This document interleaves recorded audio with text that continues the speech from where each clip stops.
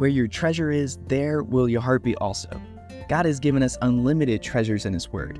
Every time we open it, we can discover a new treasure or admire an old one. What will we find today? Here's Carla Early with Treasure Hunt in the Word.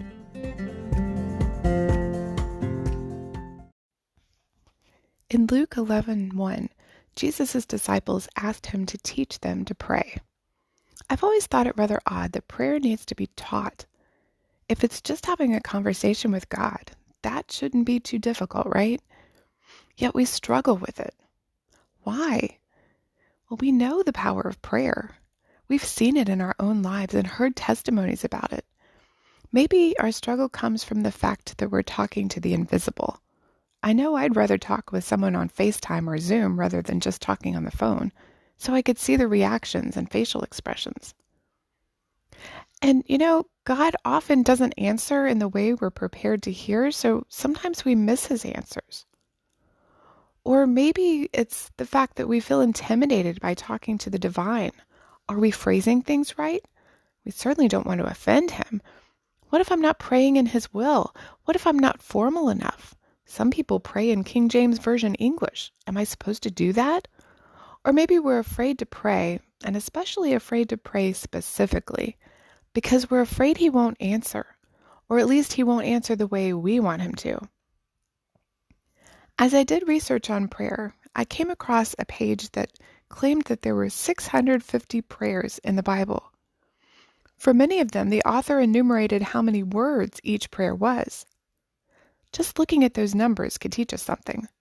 The longest prayer was Israel confessing their sins in Nehemiah 9, 1,205 words. But Solomon's formal prayer dedicating the temple in 1 Kings 8 was pretty close at 1,050 words. Neither of those prayers would take more than 5 minutes. Of course, those are only the longest if you're not counting some of the 50 prayer psalms, especially Psalm 119. Jesus' longest recorded prayer was 638 words. Not that the Bible people didn't pray longer, but the examples we have aren't that long. In fact, the list I found recorded 15 prayers that were under 10 words, probably less in Greek and Hebrew. For example, when Peter was drowning, he could only get out 3 words, "Lord, save me." And when people came for healing, they often just said something like, "Lord, have mercy on me." The one who had prepared this list of prayers also conveniently recorded where the prayers could be found and where to find the answers to the prayers, if any. Many prayers didn't require specific answers, like Hannah's prayer of gratitude in 1 Samuel 2.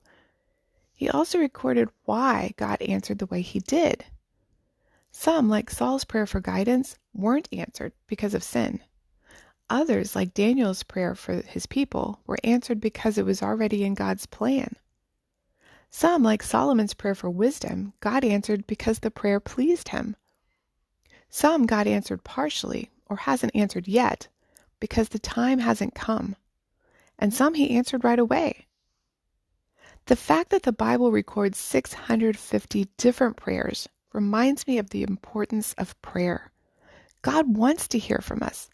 And a healthy prayer life is integral to a relationship with God. The brevity of the prayers God chose to record in the Bible reminds me that I don't have to be verbose or eloquent, just sincere, praying from my heart.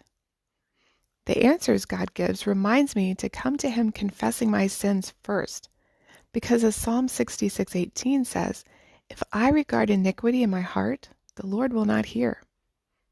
They also show me that I need to be on the lookout for His answers because they don't always come the way I expect or at the time I expect. But I always need to pray or be in an attitude of prayer.